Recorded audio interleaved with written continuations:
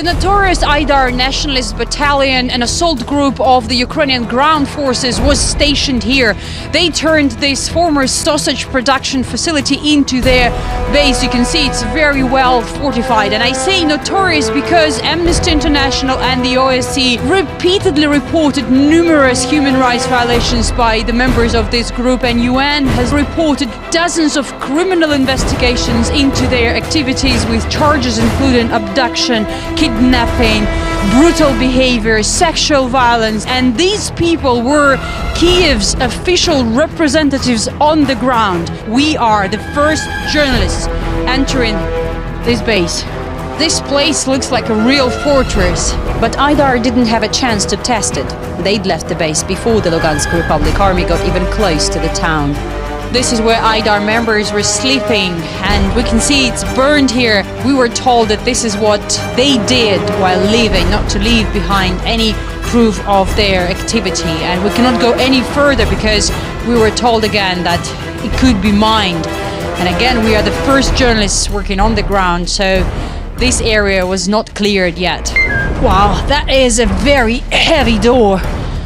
We enter the main building on the territory. This is where sausages were manufactured before Aidar occupied this place back in 2014. It's clear it had nothing to do with meat production.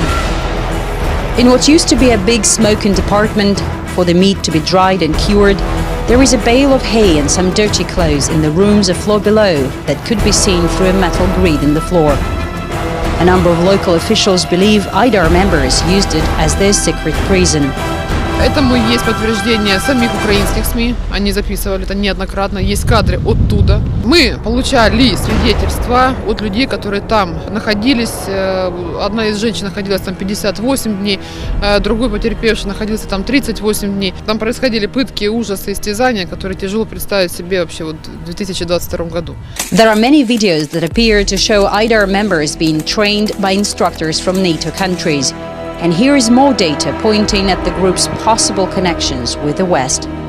This is what was found, among other things, here at the Aidar Battalion base. A very interesting piece of literature titled Tutorial for Participants of Russian-Ukrainian War. It was published in 2021. It actually says that it was republished last year, so apparently there was previous version of this book. Ukraine's Defense Ministry is among publishers, but here we see something more interesting. National Endowment for Democracy, America's non-governmental organization allegedly affiliated with CIA. And here's a piece of uniform, it's a NATO one.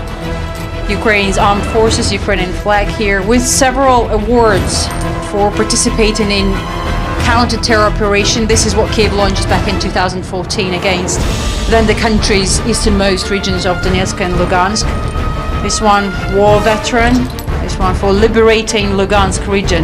The Aidar Battalion is famous for glorifying neo-Nazi ideas and wearing Nazi symbols. Locals complain they were terrorized by members of this group. Well, those brave enough who have spoken out, most still are afraid and prefer to keep silent. We found one resident willing to speak, but it still took some time to convince her. Nina Mikhailovna lives next door to Aidar Battalion member. Actually, they share this backyard. Before, she complained about her neighbor and we came to talk to her. We want to hear her story about why she was not happy. Он меня оскорблял, систематически оскорблял. Забрал мою часть, половину земли, он поставил свою эту самую стену. Вы представляете, постоянно він мені угрожав, это идиота кусок. Nina's neighbor wasn't home. His door is broken. And even though Aidar members left this town, their story here is far from over. Aidar is banned in Russia like the Taliban or ISIS. Ironically, official Kiev has never denied their criminal activity. The country's legal authorities have documented over 30 crimes committed by this group.